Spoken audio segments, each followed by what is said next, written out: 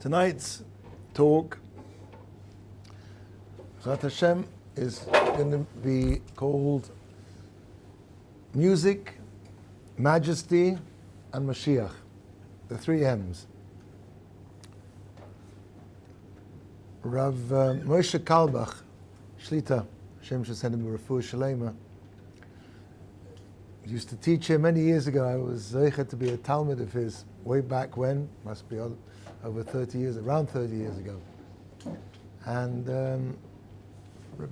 Moshe Kalbach used to say that just as we can darshan, we can lidrosh, we can extrapolate, there's exegesis to be done from Lashon HaKodesh and Chazal, and of course from the Torah. So lahavdil, Aleph, Alfei of dollars, that it may be possible also to be darshan, English. And one of the words he used to darshan was the word coincidence. Coincidence. So we tend to think of coincidence as things just happening coincidentally. He said, no, coincidence really is comprised of two words. One of the ways we say, when we say the name, one of Hashem's names is the Yud and the Hey. Now we don't pronounce it like that. We don't pronounce it the way it's spelled. We say Ka or Ka. So coincidence is really Ka insidence. Hashem moving inside seeming happenstance and coincidence to bring things to their correct appointed time and just coincidentally. I was thinking to myself this afternoon, I was thinking about the shir tonight, that it cannot be by, or it certainly is by coincidence, if one takes the meaning as we've explained it, that Shavuos this year fell out on the 70th anniversary of Queen Elizabeth II's accession to the throne. What's the connection with Shavuos? Because apart from Matan Torah, which of course where we all received two crowns, Hashem, so to speak, sent down, right, the Malachim, Naaseh and Nishma, but also Shavuos is the birthday and the day of the Petirah, the passing of Dovid HaMelech. And Dovid is HaMelech, Dovid Melech Israel. He is the embodiment of kingship. So I wanted to speak a little bit about kingship. There's a bracha that you make when you see a non-Jewish king. It's somewhat different to the bracha that we make. When we see a Jewish king, we say that Hashem has been machalek michvodo, has given a part of his kavod. We talk about a non-Jewish king in similar terms. I didn't actually have time to look up the correct nusach. But there's another very similar bracha which is a little bit different. But it says, the Gemara says that one should always run to see a Melech Basav Adam, a non-Jewish king, because when Mashiach arrives, you'll see the difference. But certainly we can grasp a little bit of the most distant whisper of Malchus by seeing kings of flesh and blood. And although probably nowadays there are very, very few kings, real kings, in terms of, if you've ever read Alice in Wonderland or Through the Looking Glass, off with his head.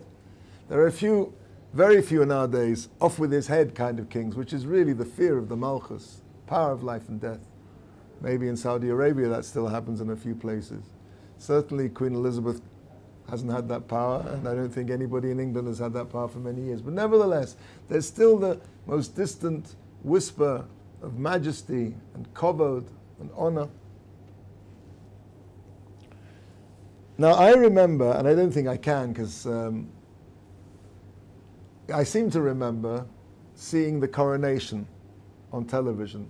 I don't think it's possible. I must have seen something else. But I have this, one of the most early memories of watching this primitive black and white television, which was basically like this glorified fishbowl with this murky, grey black and white, barely black and white, more so different shades of grey, of this procession, and they were up there in the tifla in the church, backwards and forwards, and the archbishop of this and the archbishop of that, and the pomp and ceremony was just like unbelievable. There's all day, and we sat there glued to this fishbowl.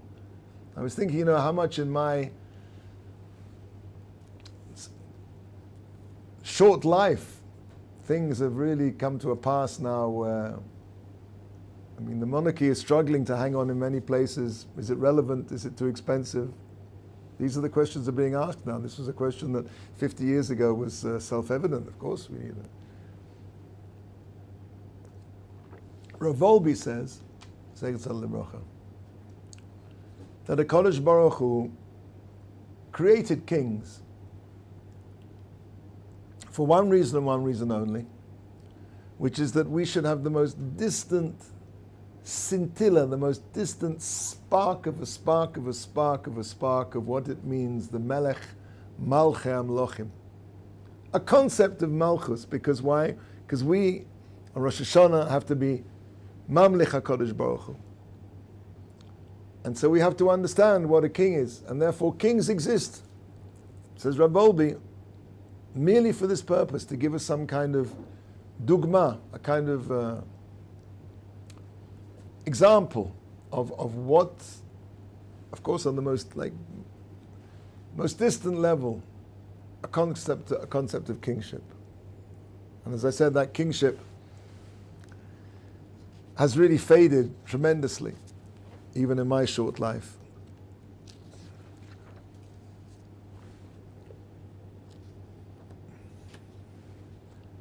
And he also says that Hashem relates to us measure for measure, midah keneged midah. When the world, by and large, believed in God, so kings had tremendous amount of power. As, so to speak, mankind in general withdrew and atheism became more and more prevalent, so concomitantly Hashem withdrew the power of the kings, measure for measure, along with the fact that people, because there was now no longer, so to speak, a need to the same, if one can put it like that, for that same dugma, that same comparison, that people should have this example of what the kingdom of the Malchus Shemaim, the kingdom of heaven, was like. And I wanted maybe to discuss a little bit Dovid HaMelech, apart from being Dovid HaMelech, Dovid HaMelech is also Naim Zmiros Yisrael. Naim Zmirot Yisrael, which rather infelicitously can translate it in English would be something like the sweet singer of Israel. Somehow it loses something in translation. Naim Zmirot Yisrael. Dovid HaMelech is inextricably linked up with music. Dovid HaMelech, if you remember, was the one who would play his harp to soothe Shaul HaMelech when he was in a state of depression. So I wanted to speak about what is the connection between kingship, between music, and of course Mashiach, because Dovid Melech Israel eventually will be Mashiach ben Dovid. That will be the ultimate, the last stop on the line, so to speak, of that particular journey of Klal Yisrael, of Malchus. What is the connection between Malchus, between kingship and music? Now I have to confess at the beginning, I'm not a big fan of Jewish music, as anybody who knows me will tell you. It seems to me it lost its track many years ago, and seems to have been just aping in a not very unoriginal way. Maybe there's some exceptions, but generally, as Max will tell you, I'm not a big fan of Jewish music, and it sounds to me about as Jewish as Led Zeppelin wearing tefillin. There was once a famous music biz manager who said, I'd rather have a second-class original than a first-class impersonation. And I guess if you have to approve of that, then probably Bob Dylan springs to mind. The problem is, I mean, on a technical level, I guess Bob Dylan couldn't sing his way out of a paper bag, but it really doesn't matter because as soon as he opens his mouth, that's Bob Dylan, and you know, it's unique. And being unique is essential if you want to be an artist. Because however good a copy may be, it's a copy. And it'll lack that spark of originality. If you want to know what Jewish music, original Jewish music, really sounded like, the music of the Levium in the Beis HaMikdash, which is really, I guess, that is Jewish music, the music that the Levium played, it probably sounded much like classical music. When the Romans destroyed the Beis HaMikdash and they took the Malchus into captivity, so to speak, they captured the kingship. The four great historical exiles of the Jewish people, the four great kingdoms which have stolen the mantle of royalty from the Jewish people, starting off with Babylon, and then Parasumodai, Persia and Media, and then Greece and then Rome, each one stealing the mantle of kingship one from the other. Rome is that last step on the journey before the kingship returns to the Klal Yisrael. And interestingly enough, the animal connected with the Romans is the pig, the chazir. And one of the understandings of that is that the word chazir is connected to the word to give back, lachzir.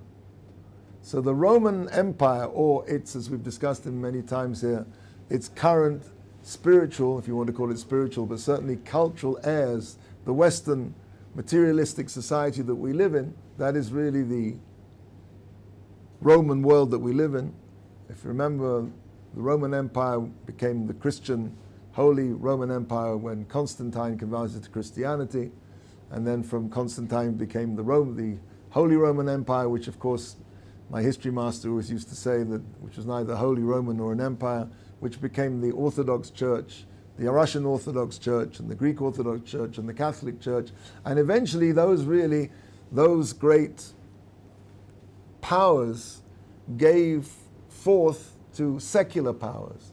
And really we can trace a line all the way from Esau and from Rome, all the way down to the Western materialistic society that we live in. It's one long continuum. And it's that society, the society of Edom, whose sign, whose semel is the chazir, and it's one of the reasons because they will be the ones to be machzir, to return the kingship to Klal Yisrael. They will give it back to us eventually, very soon, with the coming of Mashiach. If you want to know, therefore, and of course what I'm getting to is that along with the kingship, with the crown of kingship, with the power, with the malchus, with the grandeur of the kingship, they also took the music. Because why? As we see, the Dovid HaMelech is the Naim Zmirat Yisrael, and he is the epitome of kingship. So when they captured the kingship, when they burned the Beis HaMikdash, they took the Jewish people into slavery, and they also took the music. And Ramesh Shapiro, I asked him once for a makor for this. He said he saw it in Sforim, so I can't give you an actual makor, but I heard it from his mouth. He said that the root, if you really want to know what the songs of the Levium sounded most like, in our experience, it probably sounded much like classical music. Why? Because classical music came from the church, from the Gregorian chants of the early church. That's the beginning of, so to speak, the Catholic Church, the Eastern Church. These chants that they have were probably stolen along with the kingship. Seeing as music is a sign of kingship, it's part of kingship, so clearly, therefore, along with the kingship, they took the music of the kingship, the music of Malchus. Now, it's very interesting because if you've ever heard a Gregorian chant, it's monophonic, meaning it always returns to the root note.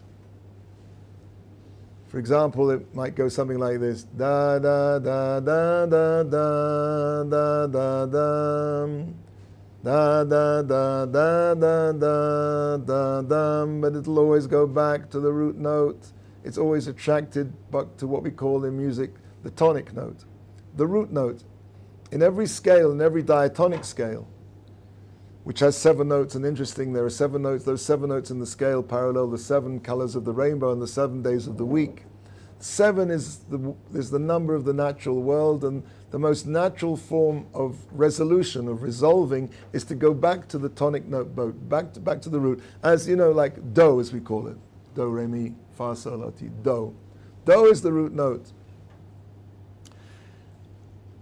And that's the beauty of the chant, is that it always goes back. It's this very sort of grounded, it returns to that root note.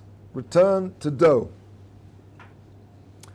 Now, if you look at the development of Western music, you'll see there's an increasingly complex use of harmony, which becomes further and further complicated, but never really loses this sense of returning to the tonic. For example, in the Baroque period, great importance was attached to the mathematical interlacing of melody lines, and this was called counterpoint. If you know anything about J.S. Bach and these people, you'll understand what I mean. The lines interlace, counterpoint, but they always go back to do. In fact, people like Bach were employed by usually very rich patrons, and what they would do, they would be instantly called upon, when their friends would come around and say, okay, J.S., give us a fugue, give us a quick toccata, knock us off a good counterpoint. But, as I said, still the melodic structure always returned to the tonic, returned to do. Now, in the 20th century, we've seen the highest level of technological civilization, and at the same time, the greatest violence and the greatest barbarism that man's ever known. The greatest era of atheism has been the 20th century. And I'd like to suggest that this chaos in the modern worldview, is reflected in the music. During the First World War, 1914 to 18, there was a revolution in music theory, which threw out all the rules of Bach and everybody who'd been around for hundreds and hundreds of years. Now, as I said to you, if you play the notes, all the white notes on a piano, you'll play a diatonic scale. It'll be C. But if you play all of the notes on the piano, 13 of them, 12 notes, excuse me, the 12 notes on the piano, this is called the chromatic scale. As I said, Western music from earliest times was founded on the diatonic scale, the 7 notes. Not all of the notes are used at the same time.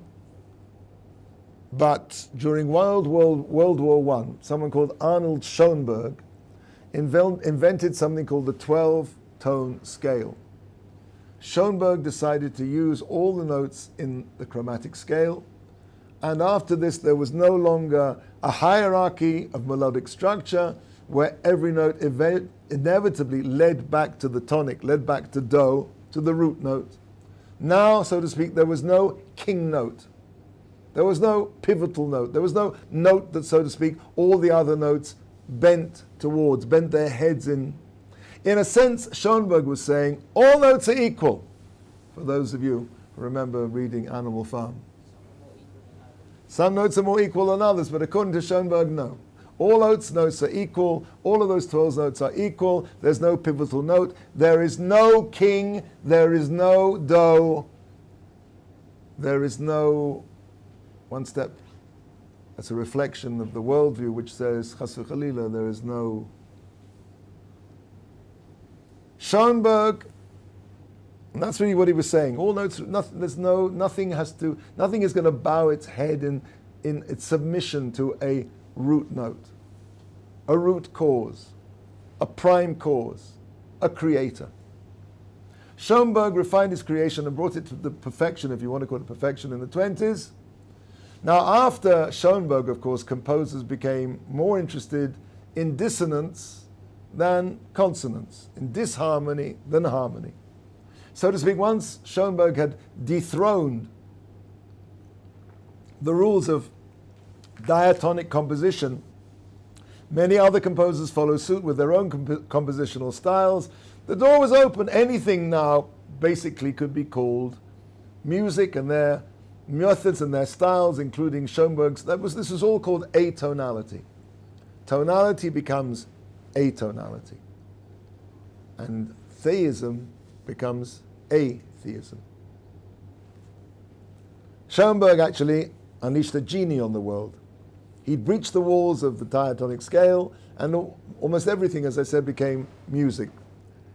And it's not by coincidence, I believe, that in 1943, when the Germans, the Nazis, Yamach Shemam, were burning an entire nation, composing the darkest cacophony that man could compose, in the world of music, there was somebody called John Cage, who achieved notoriety for what he called his prepared pianos. These were pianos which were modified by jamming all kinds of materials, wood, screws, weather stripping, into the pianos to alter their sound, and then the pianist would go out and just bang the keys randomly. That was music.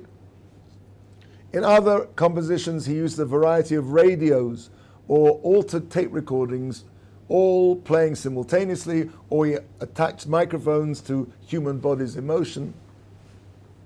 Now, his most famous composition, my friends, was a piece called 4 minutes and 33 seconds. A piece for the piano in which the pianist walks up to the piano, flips back his tails, sits down at the piano, opens up the lid, sits there in silence for exactly 4 minutes and 33 seconds, closes the lid, walks off the stage, probably to riotous applause. Art reflects life. Music reflects life.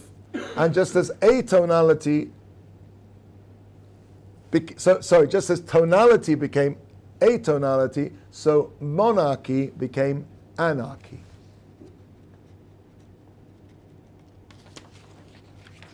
As I mentioned to you before, this fits in with what we said about Rav Wolbe Zatzal, that as Hashem created kings merely to afford us this most distant idea of what the Melech Malchei Amlochim is concerned, as Melech Malchei Amlochim Kodesh Baruch Hu, to give us some kind of distant glimmer.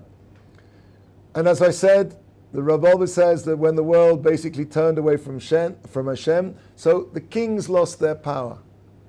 And in the 20th century, as we say, the kings have now completely, almost totally become constitutional, except for a few places, one of which would be in Saudi Arabia. And it's interesting that that's probably, as mashugar as they are, one of the few places in the world where they are extremely strong in their belief in a God.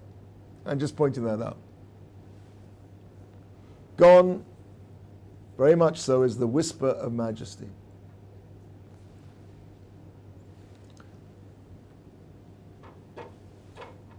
And similarly, if you look at the visual arts as well, realism gave way to abstractionism and nihilism.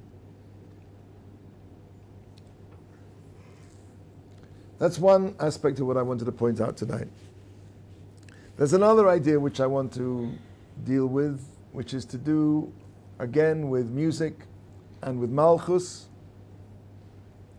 As we said, Dovid HaMelech is named Zemiros Yisrael. All music has a scale. A scale comes from the Italian word scala, which means a ladder. A ladder always connects the top with the bottom. There's no ladder in the world that connects the top with the middle. The whole concept of a ladder is to connect two extremities. Yaakov Avinu saw a sulam mutzav arza, the ladder that connects heaven and earth, from the top to the bottom. Now, the scale in terms of the notes, do, re, mi, fa, sol, etc., that's the scale. But if you look at each note in itself is also connecting the top to the bottom. Let me try and explain what I mean. Probably the best way to see it is on an instrument like a string bass. If you pluck a string bass, a large double bass, you'll notice that the string oscillates about a central point. And as far as it goes this way, it goes that way. No string in the world does this. And if you look at an oscilloscope of a tone, you'll see that the wave goes minus, however, as far as it goes minus, it goes plus, and vice versa.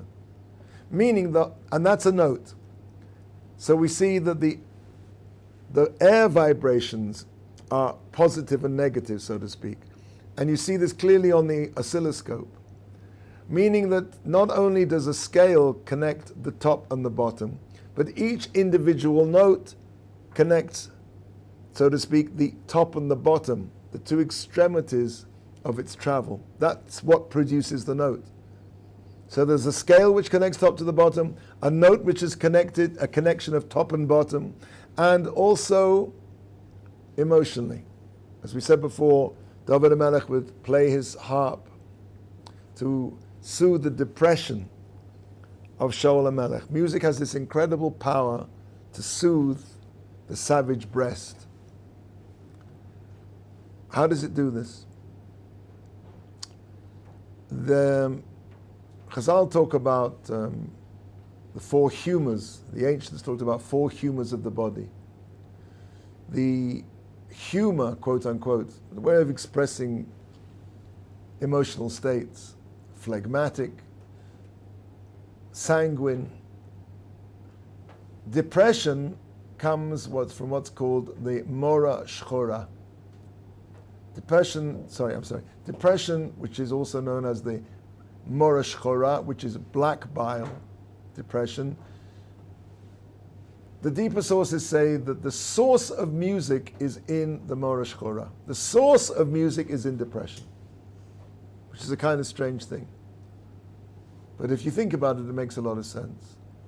Music has the ability to draw somebody from depression because it can connect to the very lowest part. It's as though music says, I've been there, I can empathize with you. I can talk to you because my root also is in that depression. And music therefore has the ability to change a person's mood from the top to the bottom, from the bottom to the top. So we have three aspects of music which connect the top and the bottom. The scale itself, the note, which is comprised of an oscillation of top and bottom, and the emotional correlative of music, which is a connection of top to bottom. We need some chumashim. Do we have chumashim here? Not really.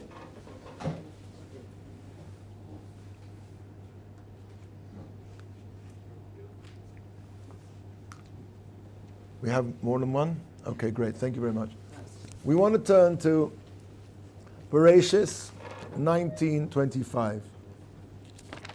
In the Art Scrolls, Bereshit, Yud Tes, Chaf Hey. I'll find the page and I'll let you know. 19. Page 88. 88. Thank you very much.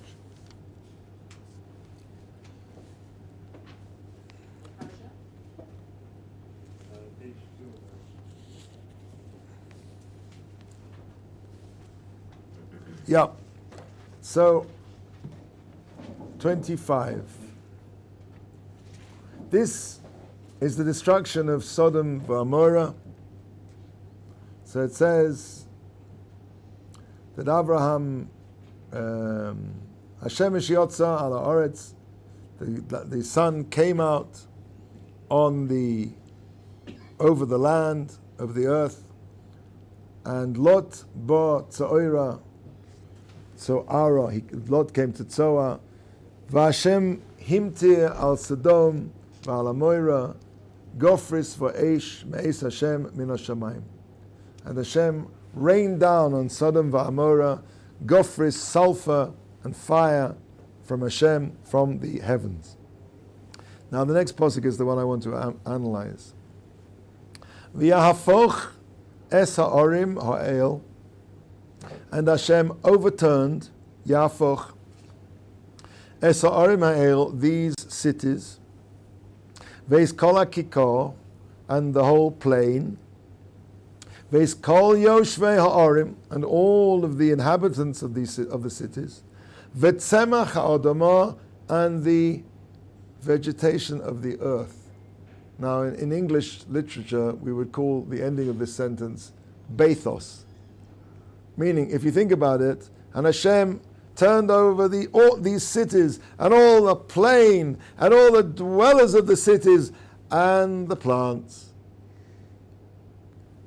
I mean, it's kind of strange, isn't it, that you've got this big, tremendously, unfortunately, we've all been subject to science fiction movies, and we can. I'm sure the science fiction guys would have a wonderful go at this in their comfortable air-conditioned trailers out there in Southern California, and they come up with these amazing visualizations of such a thing. But what are they going to do? And the plants. I mean, it's very. Look at it again. Vayafach asa orim ha'el, and Hashem turned over these cities and the plain and all the dwellers and the tzemach and the vegetation. Well, first of all, surely if you turn over the plain, you turn over the vegetation. And second of all, it sounds like we're reaching this crescendo, this tremendous climax, and then it's called bathos. There's a term in English grammar. It's like you pull the rug out. Okay, so what's going on in this posuk? Obviously, this needs to be understood. Now, where does Dovid HaMelech come from? Dovid HaMelech comes from Sodom. Dovid HaMelech, Dovid Melech Yisrael. The kingship of Yisrael comes from an unnatural relationship. Dovid HaMelech comes from Moav. What does the word Moav mean, literally? From father. Dovid HaMelech was the result of an incestuous relationship between Lot and one of his daughters. Now, the Torah ascribes no blame because basically the two daughters believed that, I guess in our kind of worldview, we would think of it as like a post-nuclear Holocaust. They thought that was it. There was nobody else left in the world for them to procreate with. And therefore, L'Shem Shemayim, they did what they did. But nevertheless, that's a very, very strange beginning for Melech Israel. Starts in this manner. Along the line, Dovid HaMelech also is the result of what? Yehuda and Tamar. Basically, Yehuda, when he had relations with Tamar, thought that she was a lady of the street. Also a very, very strange place for the king of the David, HaMelech, David Melech Israel to come from.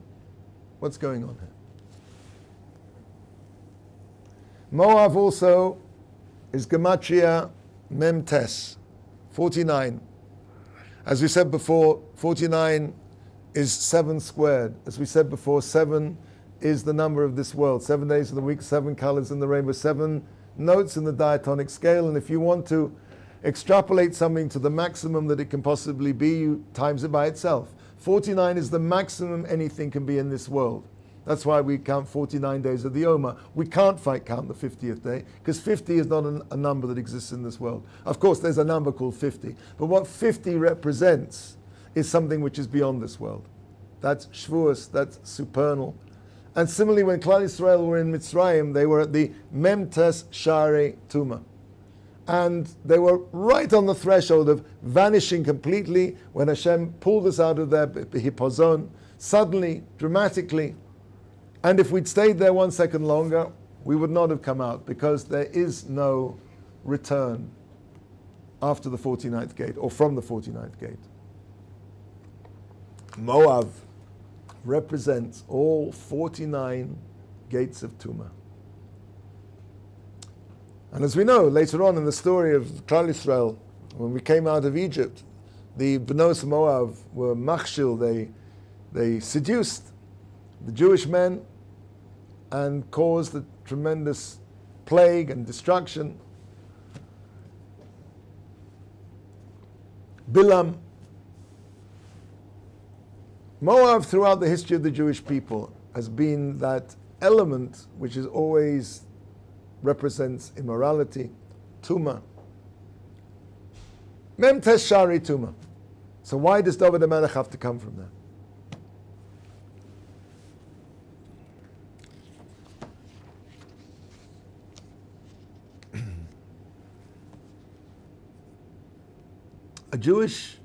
A secular king is entirely different from a Jewish king.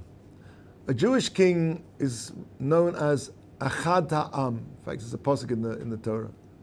Achad Ha'am is he's one of the people, one of the nation. Achad Ha'am means he's miyached et ha'am. He unifies the people. A Jewish king has to exemplify. A Jewish king is in person the entire nation of Klal Yisrael. And therefore, in order to be miyached et ha'am, in order to be able to unify the nation, he has to, so to speak, come from the very bottom part. He has to be able to reach and to be in sympathy from the very bottom to the very top. That's why Dovid HaMelech has to start off his genesis, so to speak, has to come from such a low place. Because it's only by coming from the very bottom then he can reach to the very top and unify everything that's in between. Let's go back to our pasuk. Dovid HaMelech, Mashiach, says Mashiach, before Mashiach comes, there will be something called Ichvasa de Mashiach, the birth pangs of Mashiach. And the parable of a birth is absolutely accurate when we talk about the coming of Mashiach. There are two ways that Mashiach can come. Mashiach can come with things gradually getting better and better and better and better and better. Or things can go further and further and further and further and further down until they literally cannot get any worse. And then by a process of what's called hipuch, literally everything flips from the positive to the negative. And everything that's flips on its head. And we go to the top. From the very bottom we go to the top. This is Mashiach, this is Dovid HaMelech. It's called the process of hipuch, sudden reversal.